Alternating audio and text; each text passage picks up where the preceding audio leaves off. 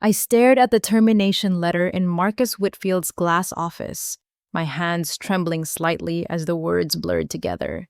After 14 years as lead architect at Whitfield Construction, I was being dismissed as obsolete technology. The same woman who designed their flagship downtown tower, their award-winning hospital complex, their luxury residential developments. Marcus smirked coldly, explaining they were modernizing with younger talent. Security escorted me out within the hour, my keycard deactivated, my office emptied into cardboard boxes. 14 years of loyalty, innovation, and dedication reduced to a single cruel word: obsolete. The drive home felt like traveling through a fog of disbelief. My Honda Accord carried boxes of personal items that rattled with every turn, reminding me that my professional life had just been stuffed into cardboard containers and dismissed. At 42 years old, recently divorced and supporting my teenage daughter Sarah through private school, the weight of financial reality pressed down on my chest like a concrete slab. I pulled into my driveway in the quiet suburban neighborhood of Maplewood, where I had moved after the divorce 3 years ago. The modest two-story colonial represented stability for Sarah and me. Now that stability felt as fragile as morning frost. My mind raced through the immediate concerns. The mortgage payment was due in 2 weeks. Sarah's tuition at Riverside Academy was $8,000 per semester. Health insurance through Whitfield would end at month's end. The college fund I had been building for Sarah's future suddenly seemed inadequate for the crisis we were facing. As I sat in the driver's seat staring at my front door, memories flooded back uninvited. I remembered my first day at Whitfield Construction, fresh out of graduate school with my master's in architecture from the University of Pennsylvania. I was 28, then ambitious and eager to prove myself in a male-dominated industry. Marcus had seemed supportive in those early days, encouraging my innovative designs and sustainable building concepts. Those initial years were a whirlwind of growth and achievement. I worked nights and weekends perfecting designs that would become Whitfield's signature projects. The breakthrough came with my eco-friendly building systems, which incorporated solar panels, rainwater collection, and energy-efficient materials without sacrificing aesthetic appeal. Those innovations won Whitfield 3 consecutive state architecture awards and brought in over $15 million in new contracts. I had designed the children's hospital that saved countless lives during the tornado outbreak 2 years ago. The reinforced structure I had specified withstood winds that destroyed buildings just blocks away. I had created the downtown tower that became a symbol of our city's economic revival, its sleek glass facade reflecting hope and prosperity. I had planned the luxury residential complex that housed young families and retirees alike, creating a community where people actually wanted to live. All of that work, all of those achievements had been reduced to a single dismissive word: obsolete, as if human creativity and experience could be replaced by software and algorithms. My phone buzzed, jarring me from my bitter reflections. A known number with a local area code. I almost ignored it, assuming it was another sales call, but something made me answer. "Hello, is this Eileen Foster?" The voice was distinguished professional with a slight southern accent that spoke of education and refinement. "Yes, this is Eileen." "Miss Foster, my name is Richard Blackstone from Blackstone Development Group. I hope you'll forgive the direct approach, but we've been following your work for several years. We heard about what happened today at Whitfield, and I wanted to reach out immediately." My heart skipped. Blackstone Development was Whitfield's biggest competitor, known for high-end commercial projects and ethical business practices. Richard Blackstone himself was legendary in the industry, a second-generation builder who had transformed his father's small construction company into a regional powerhouse. "I'm not sure what you've heard, Mr. Blackstone, but I'm no longer with Whitfield Construction as of today." "That's exactly why I'm calling. We've been hoping for an opportunity to work with you for years. Your sustainable design innovations and attention to detail are precisely what our company values. I'd like to offer you a position with us effective immediately. The salary would be double your current compensation with full benefits and a signing bonus. The words hit me like a physical force. Double my salary would mean $150,000 annually, more money than I had ever imagined earning. The financial pressure that had been crushing me moments before suddenly lifted. Mr. Blackstone, I appreciate the call, but this is very sudden. I would need to know more about the position and your expectations. Of course. Would you be available to meet tomorrow morning at our offices? I'd like to introduce you to our team and discuss the details. I think you'll find our approach to architecture and construction aligns perfectly with your professional values. We arranged to meet at 9 o'clock the following morning. After hanging up, I sat in stunned silence. Could this nightmare actually be transforming into the opportunity of a lifetime? That evening, I broke the news to Sarah as gently as possible. She was in her room working on calculus homework with her dark hair pulled back in a ponytail that reminded me of myself at her age. Honey, I need to talk to you about something important. She looked up from her textbook, immediately sensing the seriousness in my voice. What's wrong, Mom? I was let go from Whitfield today, but before you worry, I already have a job interview tomorrow with an even better company. The salary would be much higher, and it might be the best thing that could have happened to us. Sarah set down her pencil and studied my face with the maturity that had developed since the divorce. Are you okay? You look tired. I'm processing a lot right now, but I think we're going to be fine. Better than fine, actually. We talked for another hour about the changes ahead. Sarah's resilience amazed me. At 16, she had already learned that life could shift unexpectedly, but that we could handle whatever came our way. Later that night, as I was preparing for bed, my phone buzzed with a text message from Janet Morrison, a structural engineer who had worked closely with me at Whitfield for the past 6 years. Emergency. Marcus is panicking. The Morrison Hotel project has major structural problems. They need the original blueprints you designed. He's calling an all-hands meeting tomorrow. I stared at the message, feeling a chill run down my spine.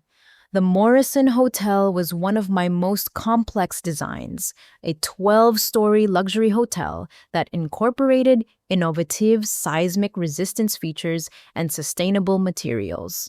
If there were structural problems, it could mean serious safety issues for future guests. I texted back, "What kind of problems?" Janet's response came immediately. "Can't discuss over text. Meet me for coffee tomorrow before your interview.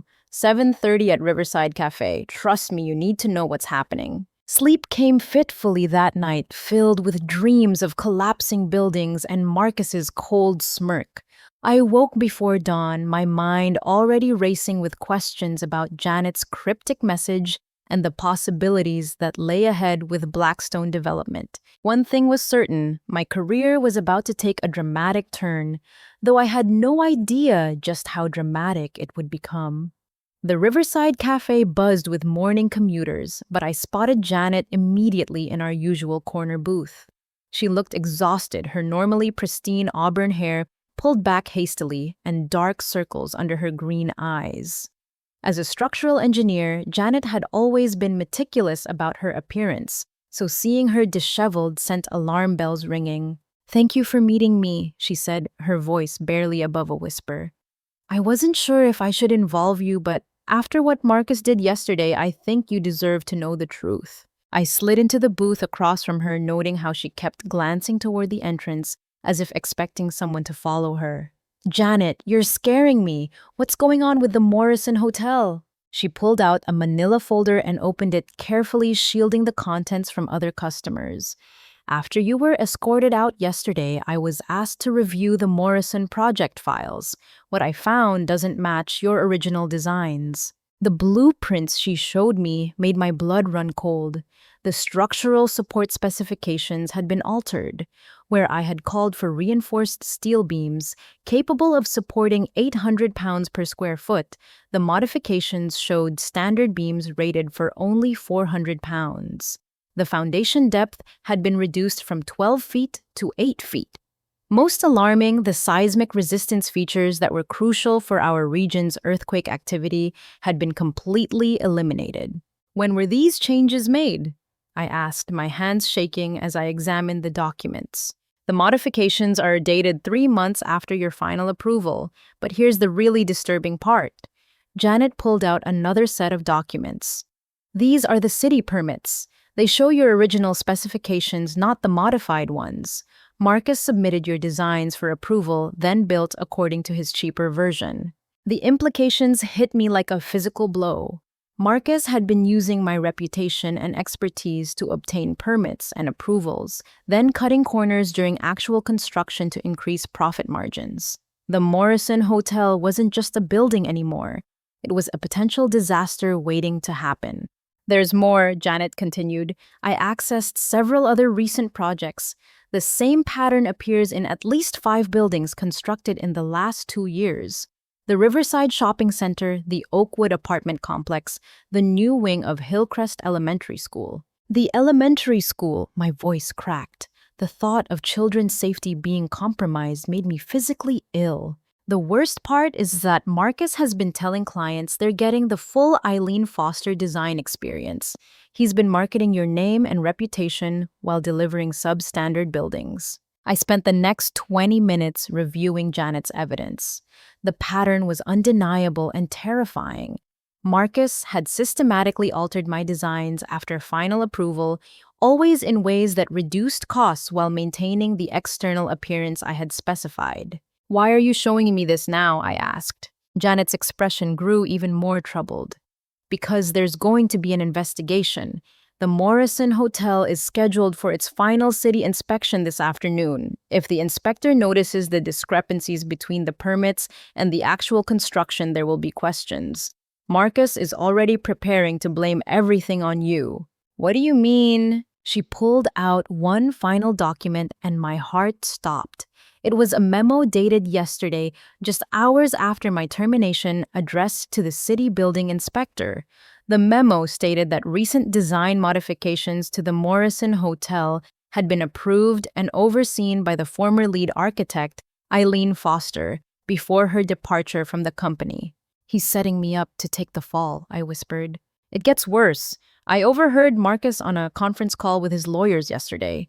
If any structural failures occur in buildings with your design signature, his legal team plans to argue that you approved all modifications before leaving the company. Your termination would be characterized as a mutual decision following completion of these projects." The cafe suddenly felt suffocating. I pushed back from the table, needing air, needing space to process what I was learning.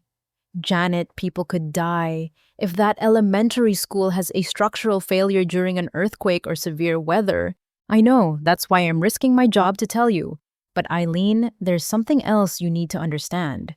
Marcus didn't fire you because you were obsolete. He fired you because the Morrison Hotel inspection is today, and he needed you gone before anyone could ask you direct questions about the discrepancies." I looked at my watch.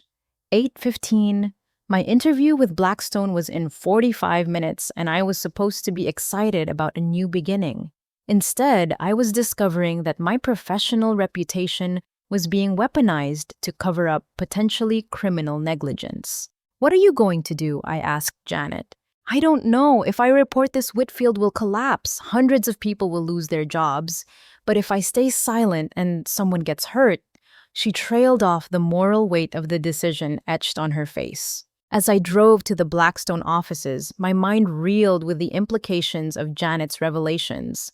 The job offer that had seemed like salvation 24 hours ago now felt complicated by the knowledge that my former employer was potentially putting lives at risk while using my name to cover their tracks. The Blackstone development building was a testament to thoughtful architecture.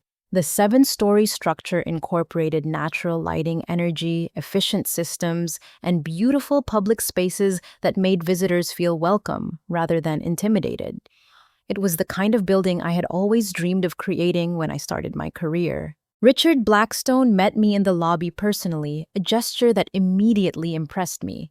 He was in his early 60s with silver hair and kind blue eyes that spoke of genuine warmth rather than corporate polish.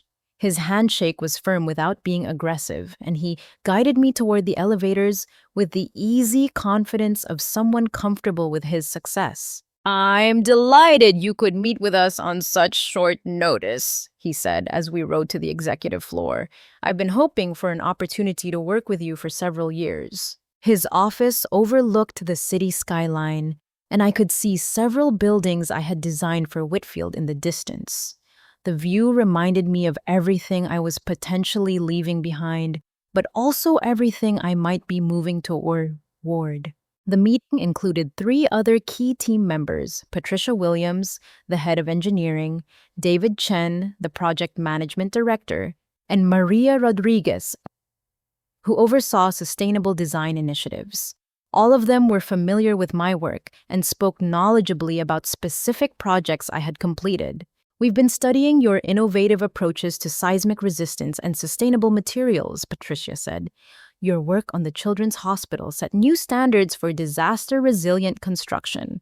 David pulled out photos of the downtown tower I had designed. This building has become a model for urban mixed-use development. The way you integrated commercial and residential spaces while maintaining aesthetic coherence is remarkable. The conversation was professionally fulfilling in a way I hadn't experienced at Whitfield for years. These people understood architecture as both art and science, recognizing that great buildings required technical expertise and creative vision. Then Richard mentioned something that made my blood run cold. We've been monitoring some irregularities in Whitfield's recent projects, he said carefully. Building permits that don't seem to match actual construction specifications, safety inspections that appear to have been rushed or incomplete. I felt heat rising in my cheeks. What kind of irregularities? Well, for instance, we submitted a bid for the Morrison Hotel project 18 months ago. Our cost estimate was significantly higher than Whitfield's winning bid. At the time, we assumed they had developed some new efficiency we weren't aware of.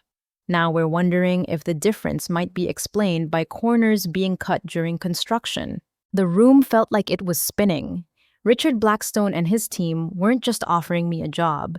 They suspected the same construction fraud that Janet had just documented for me. Mr. Blackstone, what exactly are you asking me? His expression grew serious. We're not asking you to violate any confidentiality agreements or betray your former employer.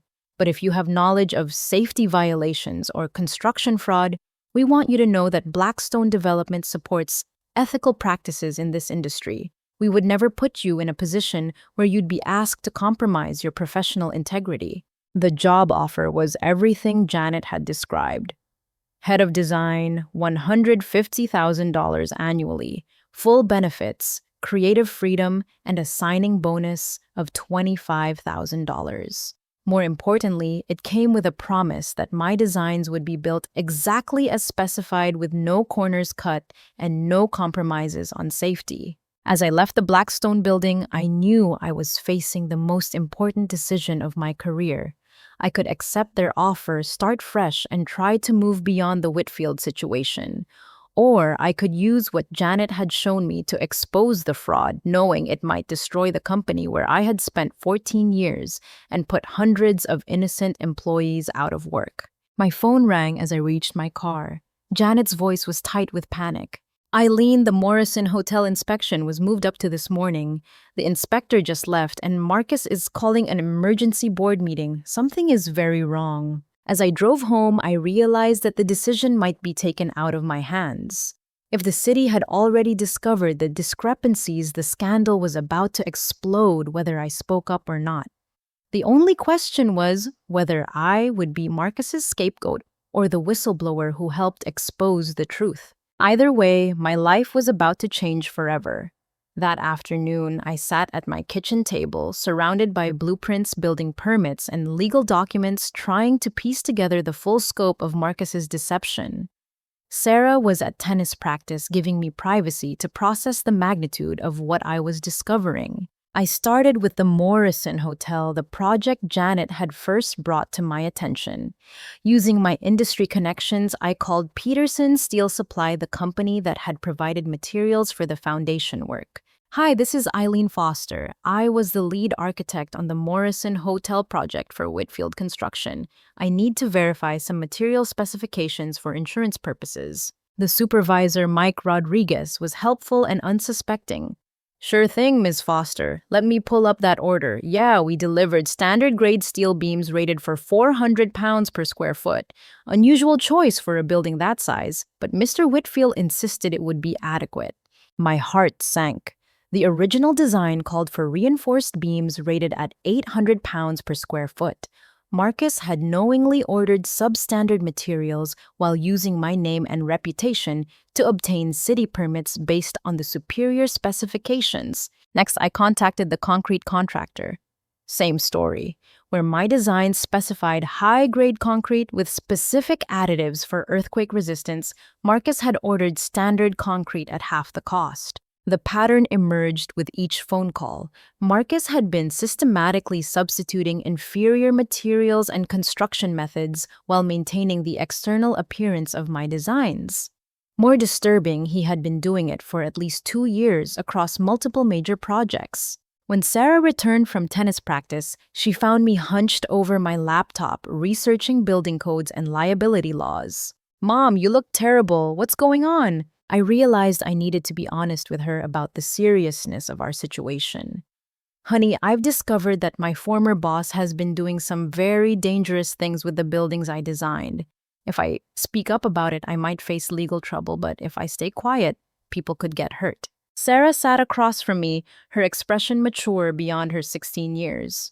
"What kind of danger?" "Buildings that might not be safe in earthquakes or severe weather. A school, a hotel, residential apartments. If something goes wrong, people could be seriously injured or killed." "Then you have to speak up," she said without hesitation. "You can't let people get hurt just to protect yourself." Her immediate moral clarity reminded me why I had gone into architecture in the first place, to create safe, beautiful spaces where people could live and work without fear. Marcus's cost-cutting schemes were a betrayal of everything I believed about professional responsibility. That evening, I called Tom Bradley, a former Whitfield engineer who had quit 6 months earlier under mysterious circumstances. Tom and I had worked together on several major projects, and I had always respected his integrity and technical expertise. "Eileen, I heard about what happened. I'm so sorry Marcus treated you that way." "Tom, can we meet somewhere private? I need to ask you some questions about why you really left Whitfield." We met at a coffee shop in the next town over where we were unlikely to encounter other Whitfield employees. Tom looked relieved to finally talk about his experiences.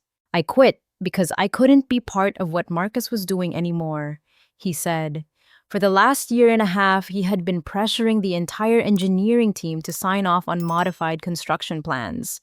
Anyone who questioned the changes got reassigned to less important projects or found reasons to be terminated. "What kind of modifications?" "Exactly what you're thinking. Cheaper materials, reduced structural support, elimination of safety features that clients had specifically requested. Marcus would wait until you had given final approval on a design, then make the changes afterward. That way, if anything went wrong, the blame would fall on the original architect." Tom confirmed my worst fears. Marcus had been running a systematic fraud operation, using the reputations of his professional staff to cover up cost-cutting measures that increased his profit margins while potentially endangering public safety. "How many projects were affected?" I asked. "At least 8 major buildings in the last 2 years. The Morrison Hotel was just the most recent. The Riverside Shopping Center has foundation issues that we covered up with cosmetic repairs. The Oakwood apartment complex has electrical systems that don't meet code. The elementary school addition has structural problems that could be catastrophic in an earthquake." The scope of the fraud was staggering. Marcus hadn't just betrayed me personally, he had been systematically endangering the public while using my professional reputation as cover. "Tom, why didn't you report this when you quit?" He looked ashamed. "I was afraid." Marcus made it clear that anyone who caused trouble for the company would face lawsuits and professional blacklisting. I have 2 kids in college and a mortgage to pay. I chose to walk away quietly rather than risk everything. I understood his position, but I also realized that my situation was different. Marcus had already fired me and was planning to use me as a scapegoat. I had nothing left to lose by speaking up and potentially everything to lose by staying silent. As we talked, my phone buzzed with an incoming call from Marcus himself. I showed Tom the caller ID and he went pale. "Don't answer it," he whispered, but I decided this was an opportunity to gather more evidence. I answered the call and put it on speaker, gesturing for Tom to listen quietly. "Eileen, I'm glad I reached you. I wanted to follow up on our conversation yesterday." Marcus's voice carried a tone of false concern that made my skin crawl. "I understand this transition has been difficult, and I want you to know there are no hard feelings about your departure." "I appreciate that, Marcus. In fact, I've been thinking that we might be able to work out a consulting arrangement. With your expertise on our recent projects, it would be valuable to have you available to help with any technical questions that arise during the inspection and approval processes." I exchanged glances with Tom, who was frantically shaking his head. Marcus was trying to trap me into accepting responsibility for the compromised buildings. What exactly would this consulting arrangement involve? "Oh, just making yourself available to answer questions about design decisions and material specifications. You know, the kind of technical details that only the original architect would know. Of course, we would compensate you appropriately for your time." "That's very generous, Marcus, but I need to think about it." "Of course, take your time. But Eileen, I should mention that the Morrison Hotel inspection raised some questions about material specifications. The inspector seemed confused about certain design choices. It would be helpful if you could clarify your reasoning for those decisions." The trap was obvious now. Marcus wanted me to take responsibility for his unauthorized modifications by having me explain them as intentional design choices. "I'll get back to you soon," I said, ending the call. Tom stared at me in amazement. "He's trying to get you to take the blame for everything. If you agree to consult on those projects, you'll be legally responsible for any safety violations he's created." That night, I made my decision. Tom provided me with documented evidence of the pressure Marcus had put on the engineering team.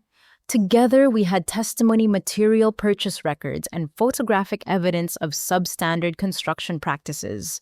But Tom shared one final piece of information that changed everything. "There's something else you need to know about the Morrison Hotel. The grand opening gala is scheduled for next Friday. 300 guests, including the mayor, city council members, and major donors to local charities. If there are structural problems with that building and it collapses during the event," the thought was too horrible to complete. Marcus wasn't just committing fraud, he was potentially creating the conditions for a disaster that could kill hundreds of innocent people. I spent the rest of the evening preparing my evidence and planning my next steps. By morning, I would need to decide whether to contact the authorities, accept the Blackstone job offer, or try to find a way to expose Marcus without destroying innocent lives. As I fell asleep that night, I knew that tomorrow would determine not just my career future, but potentially the safety of my entire community. I woke before dawn knowing that the decisions I made in the next 24 hours would define not just my career, but potentially save or cost lives. The Morrison Hotel Gala was 6 days away, and I couldn't live with the knowledge that 300 people might be walking into a structurally compromised building. My first call was to Helen Morrison, the chief building inspector for our city. Helen and I had worked together professionally for over a decade, and I knew she would take my concerns seriously. "Helen, this is Eileen Foster. I need to request an emergency meeting about some serious safety concerns regarding the Morrison Hotel." Her voice immediately grew alert. "What kind of concerns, Eileen?" "Potential structural violations that could pose an immediate danger to public safety. I have documentation that suggests the building was not constructed according to the approved specifications." We arranged to meet at her office in 2 hours. I spent the intervening time organizing my evidence into a comprehensive presentation that would be impossible to ignore or dismiss. The meeting with Helen was sobering. As I presented the blueprint discrepancies, material substitution records, and photographic evidence of substandard construction, her expression grew increasingly grim. "Eileen, if what you're showing me is accurate, this represents one of the most serious building safety violations I've encountered in 20 years on this job. What are the next steps?" I'm ordering an immediate emergency inspection of the Morrison Hotel with a full structural engineering team. If we find evidence supporting your allegations, the building will be condemned until all safety violations are corrected. We'll also need to inspect every Whitfield project from the last 2 years. Helen's commitment to public safety was exactly what I had hoped for, but I knew the implications were enormous. Helen, this could destroy Whitfield Construction as a company. That's not my concern. My job is protecting people, not protecting businesses that violate building codes. After leaving Helen's office, I drove to Blackstone Development for my second meeting with Richard Blackstone. I had decided to be completely honest about the situation at Whitfield, knowing it might affect their job offer, but believing they deserved to know what they were potentially inheriting by hiring me. Richard listened to my account with growing amazement and concern. When I finished, he was quiet for several minutes, processing the implications. Eileen, what you're describing confirms suspicions we've had about Whitfield's business practices for months. Their ability to underbid on major contracts by 20 to 30% never made economic sense unless they were cutting corners somewhere. I wanted to be transparent about the situation before accepting your offer. This is going to become a major scandal, and my involvement might reflect negatively on Blackstone. Richard smiled grimly. On the contrary, your decision to expose these safety violations demonstrates exactly the kind of integrity we want in our head of design. Blackstone has never compromised on building safety, and we never will. He paused, then made an offer that surprised me. I want to propose something beyond just hiring you. Blackstone would be willing to provide legal support and expert testimony if you decide to pursue this as a whistleblower case. We have attorneys who specialize in construction fraud, and we believe the industry needs people like you who are willing to stand up for professional ethics. The offer was generous and unexpected. Richard wasn't just providing me with a job, he was offering to support my efforts to expose the fraud at Whitfield. When I returned home that afternoon, Sarah was waiting with the news that made my blood run cold. Mom, there's been something on the local news about the Morrison Hotel. They're saying there might be safety problems and the grand opening might be postponed. I turned on the television to see a reporter standing outside the hotel construction site. City building inspectors have ordered an emergency safety review of the new Morrison Hotel following allegations of construction code violations. The hotel's grand opening gala, scheduled for this Friday, has been indefinitely postponed pending the results of the inspection. My phone began ringing immediately. The first call was from Marcus, his voice tight with barely controlled rage. "What did you do, Eileen?" I did what any responsible professional would do when they discover safety violations that could endanger lives. You've just destroyed this company and put 300 people out of work. I hope you're satisfied with your revenge. This isn't about revenge, Marcus. This is about preventing people from being hurt or killed by your cost-cutting schemes. The line went dead. Within an hour, my phone was buzzing with calls from former colleagues, reporters, and attorneys. The story was spreading rapidly through the local construction industry. Janet called, her voice shaking. Eileen, Marcus just fired 6 people claiming they were part of a conspiracy to sabotage the company. He's saying you recruited current employees to fabricate evidence against him. Are you okay?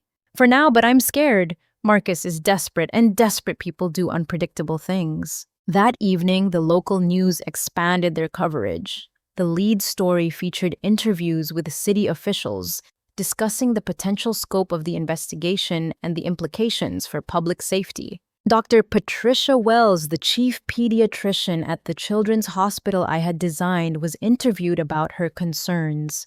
If there are structural problems with our building, it could affect our ability to serve children during emergencies.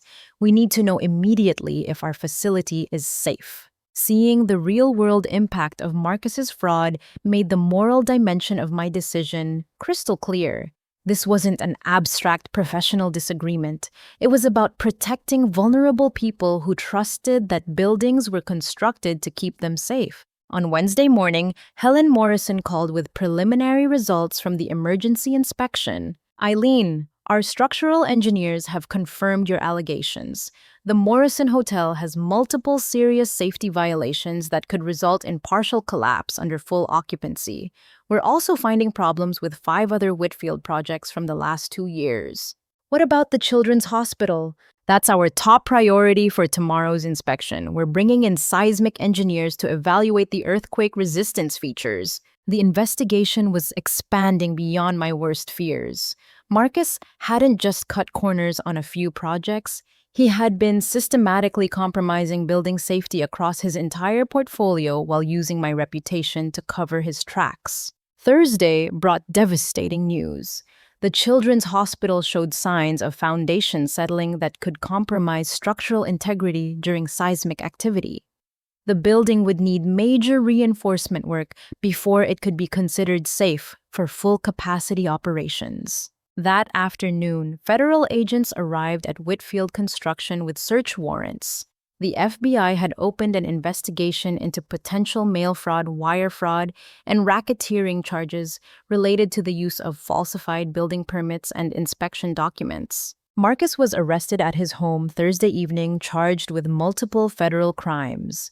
As I watched the news coverage of him being led away in handcuffs, I felt no satisfaction, only sadness for the waste of what had once been a reputable company. Friday morning brought an unexpected phone call that changed everything. It was Marcus's father, Harold Whitfield, the 90-year-old founder of Whitfield Construction. "Ms. Foster, I owe you an apology and an explanation. I've just learned what my son has been doing with the company I spent 50 years building. I want you to know that this fraud does not represent the values I tried to instill in this business." Harold's voice was shaky with age and emotion. "I'm meeting with federal prosecutors today to provide full cooperation with their investigation. I want to ensure that every affected building is properly repaired regardless of the cost to the company." The conversation was heartbreaking. Harold Whitfield had built his company on integrity and craftsmanship, only to see his son destroy that legacy through greed and recklessness. "Mr. Whitfield, I'm sorry this happened to your company. Don't apologize for doing the right thing, young lady. You saved lives by speaking up. That takes the kind of courage I wish I had taught my son." That weekend, I signed my contract with Blackstone Development as head of design. But more importantly, I began working with federal investigators and city officials to develop a plan for repairing all the compromised buildings. The woman who had been fired as obsolete was now leading the effort to restore safety and integrity to her community's building infrastructure. It wasn't the career path I had planned, but it was the one my conscience demanded. Monday morning brought a surreal phone call that perfectly illustrated how completely my situation had transformed. Marcus, calling from federal detention, attempted one final manipulation. "Eileen, I know you're angry about how things ended, but we can still fix this. My attorneys have worked out a deal where you could return to Whitfield as a full partner.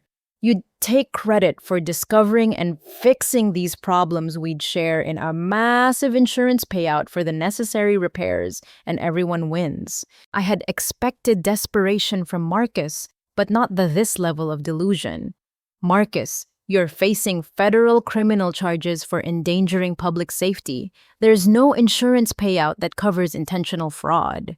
You're being naive. Construction insurance always covers design modifications. We just need to present this as a quality improvement initiative that you spearheaded before leaving the company." The conversation was so disconnected from reality that I realized Marcus still didn't understand the gravity of his situation. More importantly, I was recording every word with the FBI's knowledge and consent, gathering evidence of attempted obstruction of justice and conspiracy. "I'm not interested in any deal, Marcus. I've already accepted a position with Blackstone Development." "Blackstone?" His voice turned sharp with anger. "You realize Richard Blackstone has been planning this for months. He's been working to destroy Whitfield so he could acquire our contracts and properties at bankruptcy prices. You're just a pawn in his takeover scheme." I ended the call and immediately contacted the FBI agent handling the case, providing them with the recording and my notes from the conversation. That afternoon, Richard Blackstone invited me to lunch and revealed the strategic thinking behind Blackstone Development's response to the Whitfield crisis. Eileen, I want to be completely transparent about our company's interests in this situation.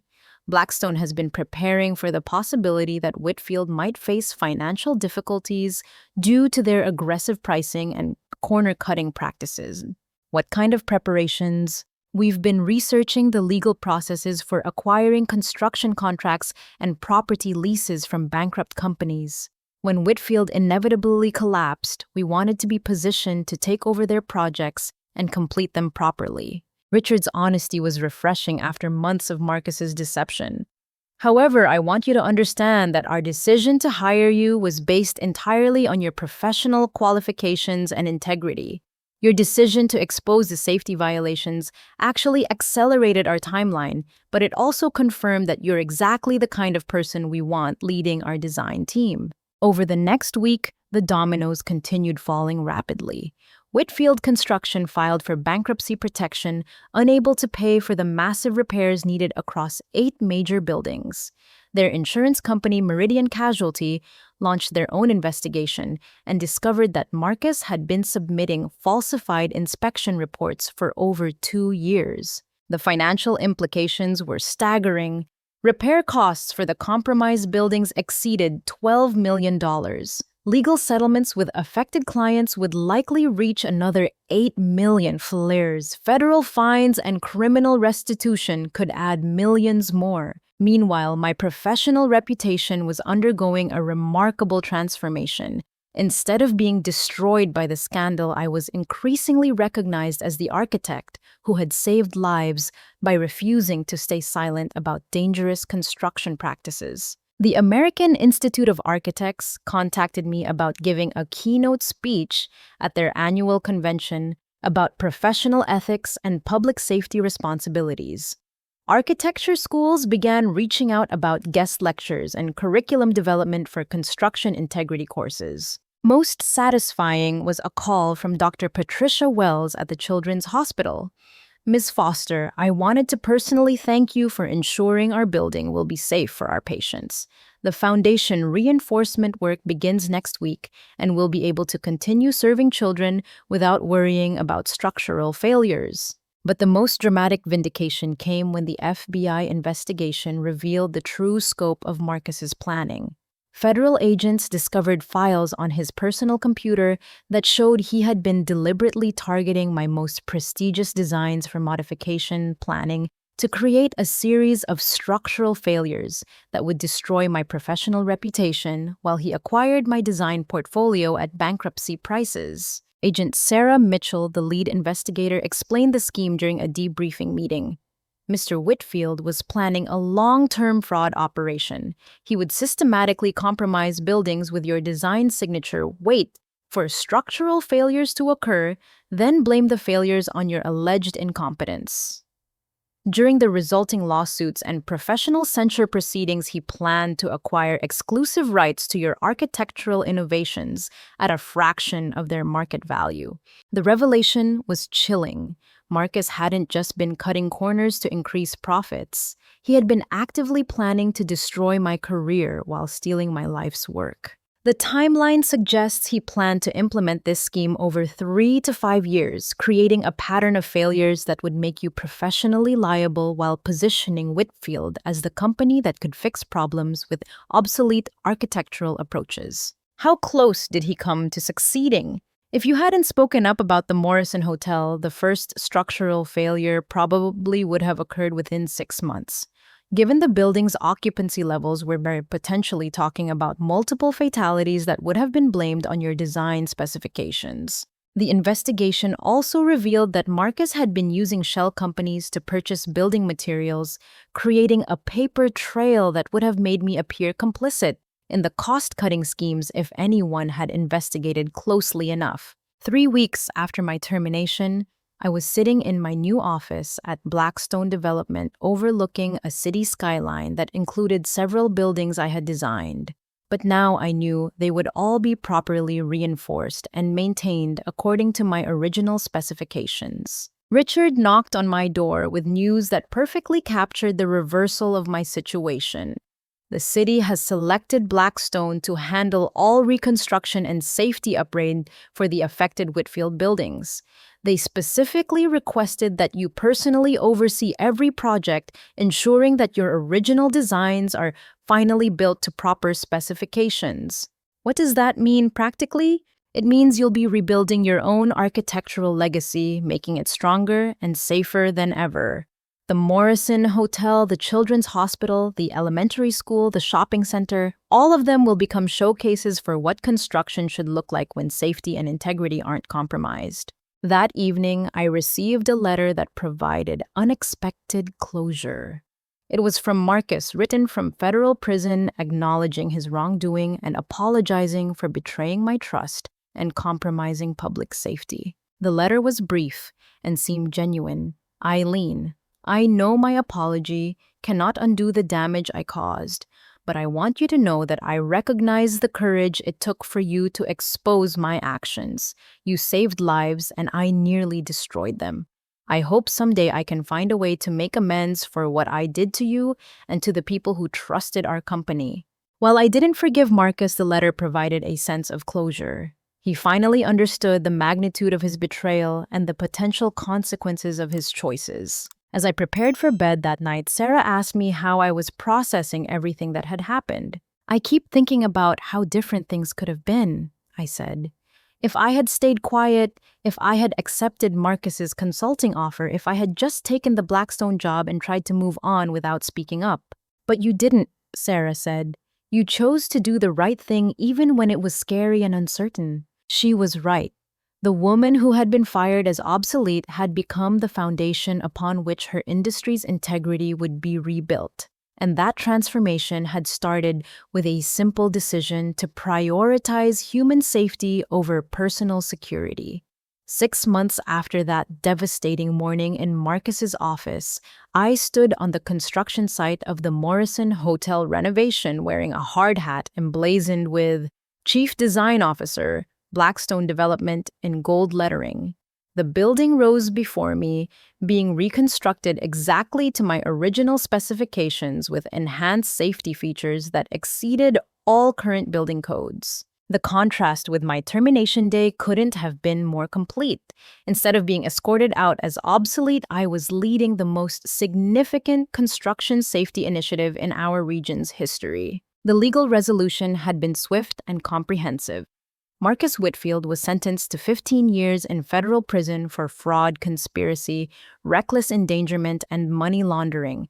The judge specifically noted that his schemes could have resulted in catastrophic loss of life, if not for the courage of a whistleblower who put public safety above personal interest. District Attorney Jennifer Walsh personally thanked me during the sentencing hearing. Ms. Foster's decision to come forward prevented what could have been one of the deadliest building collapses in our state's history. Her integrity and professional courage saved lives. The evidence I had provided became central to the prosecution's case. The FBI investigation ultimately revealed that Marcus had stolen over $4 million through his material substitution schemes while putting thousands of people at risk in compromised buildings. Professional recognition followed quickly. The American Institute of Architects presented me with their highest ethics award, recognizing individuals who demonstrate exceptional integrity in protecting public welfare. My acceptance speech about the responsibility of architects to prioritize safety over profit became required reading in construction ethics courses nationwide. The speech resonated because it addressed a fundamental question facing the construction industry. How do we balance economic pressures with moral obligations to public safety? My experience with Marcus provided a clear answer. There can be no compromise when human lives are at stake. Architecture schools across the country began incorporating the Whitfield case study into their curricula, using it to teach students about the legal, ethical, and professional consequences of construction fraud. I was invited to guest lecture at 12 universities, helping to shape the next generation of architects and engineers. But the most meaningful recognition came from the people whose lives had been directly affected. Dr. Patricia Wells invited me to the rededication ceremony for the Children's Hospital after its foundation reinforcement was completed. "This building will now serve our community safely for another 50 years, she said during her remarks. "We owe that security to an architect who chose integrity over convenience, who chose courage over comfort." The financial aspects of my transformation were equally remarkable. Blackstone's offer had included not just double my previous salary, but profit sharing and equity stakes in major projects. My annual compensation now exceeded $200,000 with additional bonuses tied to successful project completions. Sarah's college fund, which had seemed threatened when I was fired, was now fully secured for her education at any university she chose. We had been able to move to a larger home in a better school district, and for the first time since my divorce, I felt genuine financial security. More importantly, the work itself was fulfilling in ways I had never experienced at Whitfield. Every design I created at Blackstone was built exactly to my specifications, with no corners cut and no compromises on safety or quality. The company's commitment to integrity meant I could focus entirely on creating beautiful, functional, safe spaces without worrying about cost-cutting schemes undermining my work. The Morrison Hotel project became a symbol of transformation for our entire community. When it finally opened 18 months behind schedule, but built to the highest safety standards, the grand opening celebration drew over 1,000 attendees, including the mayor, city council, and representatives from construction companies throughout the region. Richard Blackstone used his opening remarks to emphasize the broader significance of the project. "This building represents more than just luxury accommodations. It represents our industry's commitment to rebuilding trust through transparency, integrity, and uncompromising dedication to public safety." The hotel's success exceeded all expectations. Within 6 months, it was booked solid and receiving award nominations for both architectural excellence and construction quality. Travel magazines featured it as a model of sustainable luxury hospitality, highlighting the innovative features I had incorporated into the original design. But perhaps the most satisfying element of my professional rehabilitation was the opportunity to mentor other architects and engineers facing ethical dilemmas in their own careers. I began receiving calls and emails from professionals across the country who had discovered safety violations or fraudulent practices in their workplaces. One young engineer in Seattle called about pressure to approve substandard electrical systems in a new apartment complex. A senior architect in Miami reached out about discovering that a shopping center was being built with inferior foundation materials. In each case, I was able to provide guidance about documenting evidence, reporting violations, and protecting themselves legally while prioritizing public safety. The Foster Protocol for Construction Safety Monitoring, developed from my experience with the Whitfield investigation, became industry standard practice. The protocol required independent verification of all material substitutions and design modifications, with mandatory reporting to both clients and regulatory authorities.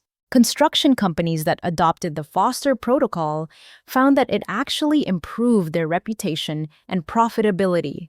Clients were willing to pay premium prices for buildings they knew were constructed with verified integrity, and insurance companies offered lower rates for projects that followed the enhanced safety procedures. 6 months after Marcus's sentencing, I received an unexpected visitor at my Blackstone office.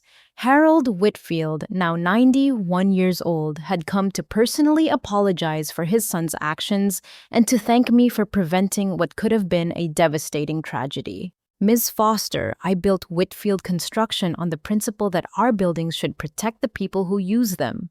My son betrayed that principle, but you upheld it when it mattered most." Harold had used his personal assets to establish a foundation supporting building safety education and research.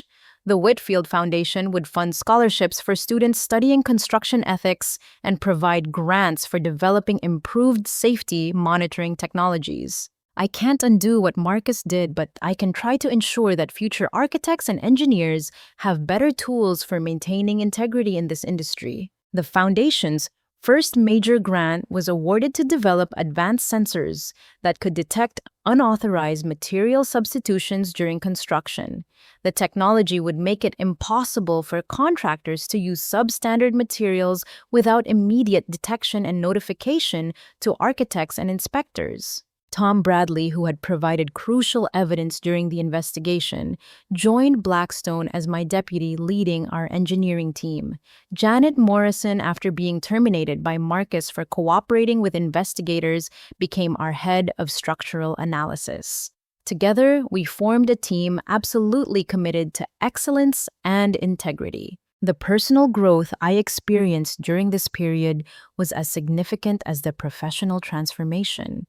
The woman who had been devastated by an unexpected termination had become a leader in industry reform, someone whose opinion was sought on construction safety issues at the state and national level. But more importantly, I had learned that true professional security doesn't come from job titles or corporate loyalty.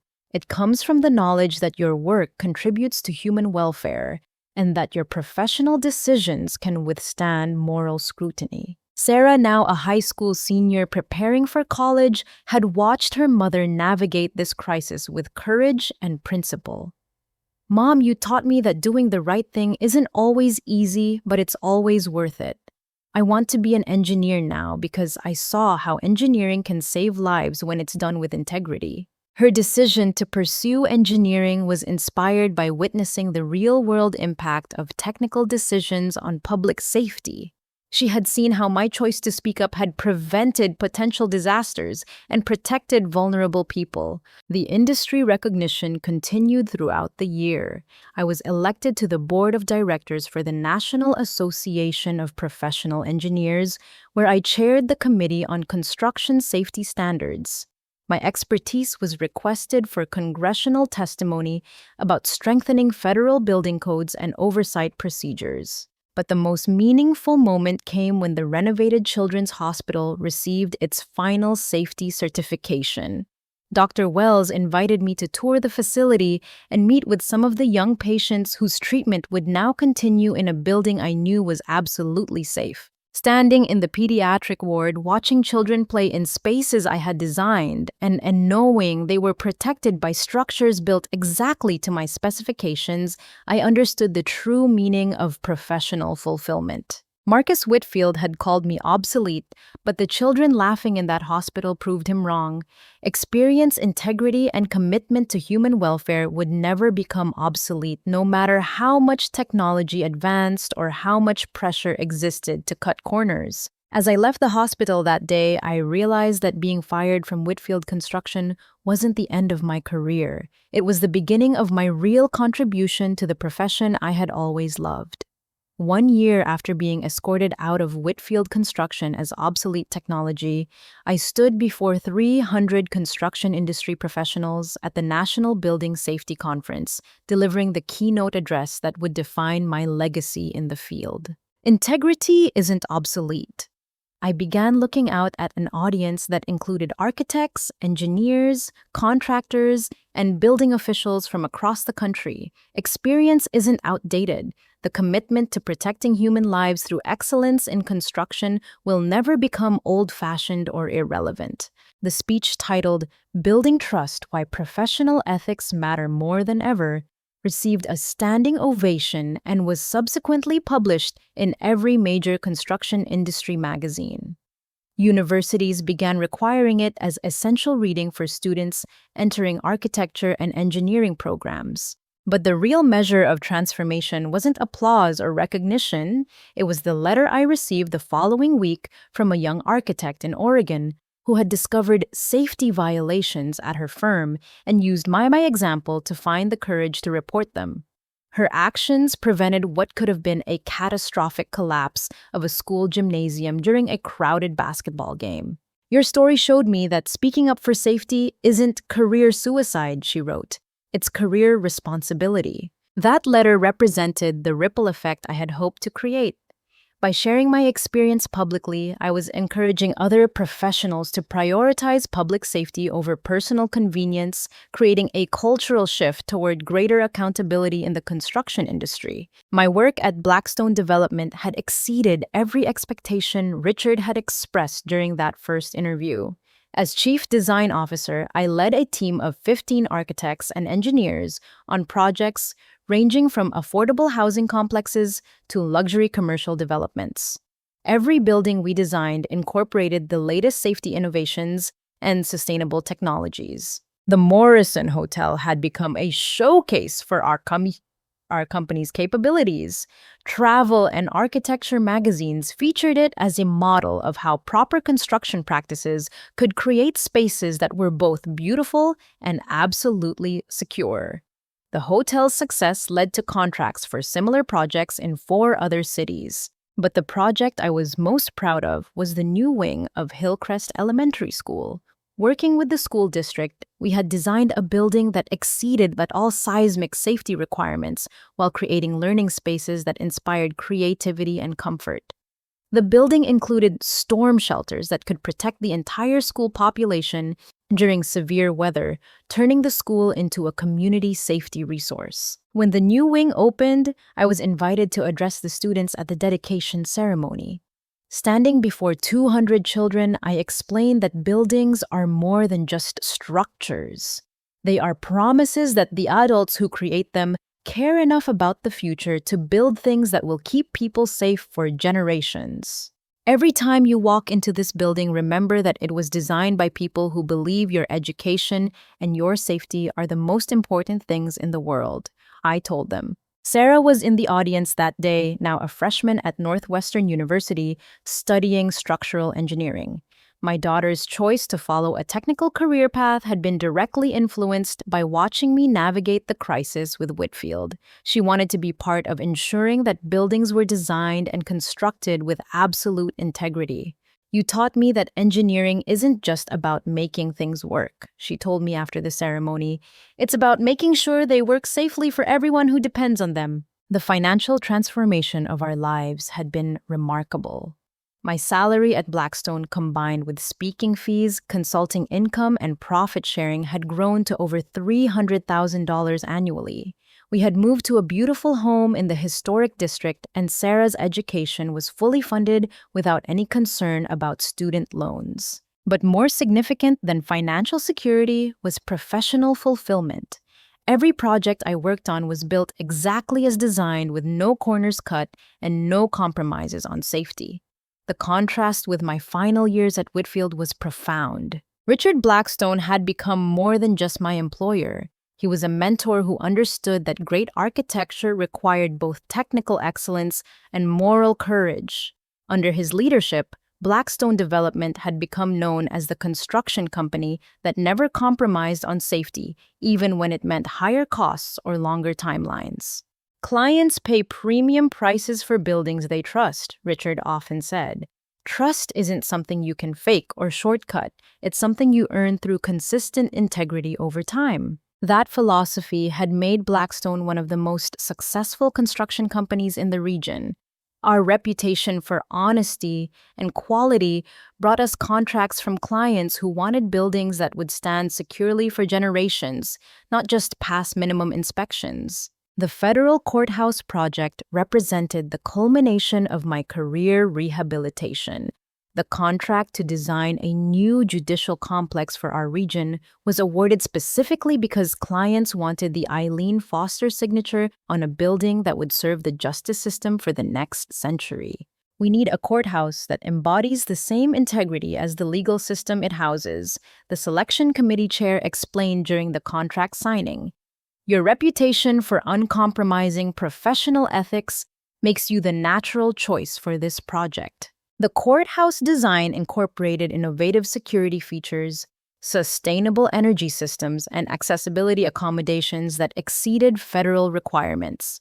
Most importantly, every structural element was designed with redundant safety margins that would protect the building's occupants even during unprecedented disasters. Construction began 18 months after my termination from Whitfield, and I visited the site weekly to ensure that every specification was being followed exactly. The difference between this project and my final years at Whitfield was like night and day. Instead of worrying about unauthorized modifications, I could focus entirely on creating the best possible building. Marcus Whitfield's sentencing hearing had taken place 6 months earlier. During victim impact statements, I had chosen to focus on the positive changes his actions had inadvertently created, rather than dwelling on the personal harm he had caused. While Mr. Whitfield's choices were wrong and dangerous, they led to industry reforms that will protect countless people in the future, I told the court. The Foster Protocol, the enhanced inspection requirements, and the increased penalties for construction fraud will make buildings safer for generations. The judge noted that my response demonstrated remarkable grace and professional maturity. Marcus himself had written me a letter of apology that seemed genuine, acknowledging that his pursuit of short-term profits had nearly resulted in catastrophic loss of life. I had not forgiven him, but I had found peace with the situation. His betrayal had ultimately led to the most meaningful work of my career and had contributed to systemic improvements in construction safety practices. The ripple effects continued expanding. The Foster Protocol had been adopted by construction companies in 37 states. Professional licensing boards had implemented new continuing education requirements focused on construction ethics. Insurance companies offered reduced premiums for projects that followed enhanced safety verification procedures. Most satisfying was the feedback from other professionals who had found courage to speak up about safety violations in their own workplaces. I received calls, emails, and letters from architects, engineers, and construction workers across the country who had reported fraudulent practices after reading about my experience. A mechanical engineer in Texas had exposed a scheme to install substandard HVAC systems in nursing homes. A structural engineer in Florida had reported unauthorized changes to hurricane resistance features in coastal buildings. A construction supervisor in California had documented the use of counterfeit materials in earthquake retrofitting projects. Each case represented lives potentially saved by professionals who chose integrity over convenience. The culture of accountability I had hoped to encourage was spreading throughout the industry. 2 years after my termination, the American Institute of Architects established the Eileen Foster Award for Professional Courage, recognizing individuals who demonstrated exceptional integrity in protecting public safety through their professional actions. The first recipient was the young architect from Oregon who had reported safety violations at her firm. During the award ceremony, she credited my example with giving her the courage to prioritize public welfare over job security. Ms. Foster showed all of us that speaking up for safety isn't just a professional obligation, she said during her acceptance speech. It's a moral imperative that defines who we are as architects. That evening, as I watched the sunset illuminate my city's skyline, I could see buildings I had designed renovated and made safe. The Morrison Hotel gleamed in the golden light, its structure sound and secure.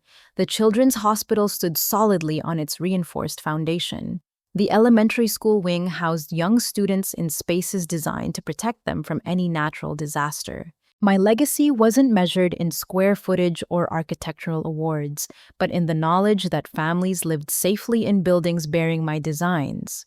The woman once dismissed as obsolete had become the foundation upon which her industry's integrity would be built. I called Sarah at Northwestern to share news of the courthouse project's progress. Her excitement reminded me why I had chosen architecture as a career. "Mom, you're not just designing buildings anymore, you're designing the future of construction ethics." She was right. The termination letter that had seemed like the end of my career had actually been the beginning of my most important professional contribution. By refusing to be discarded as obsolete, I had saved lives and transformed an entire industry. As professionals, we face choices every day between convenience and integrity, between short-term gains and long-term responsibility. My experience taught me that the right choice isn't always the easy choice, but it's always the choice we can live with when we look at ourselves in the mirror. The buildings I design now will stand long after I'm gone, protecting people I'll never meet in ways I may never know. That knowledge gives my work meaning beyond any salary, any recognition, any professional achievement. Have you ever faced a situation where you had to choose between what was easy and what was right? How do you think you would handle discovering that your workplace was compromising public safety for profit? I'd love to hear your thoughts in the comments below. Thank you for joining me on this journey from devastating betrayal to professional redemption. If this story resonated with you, please like this video, subscribe to hear more stories about courage and integrity, and share this with anyone who might be facing their own ethical challenges in the workplace. Remember, you're never truly obsolete when you stand for something that matters. Sometimes the end of one chapter is just the beginning of the most important work of your life. Until next time, keep building with integrity.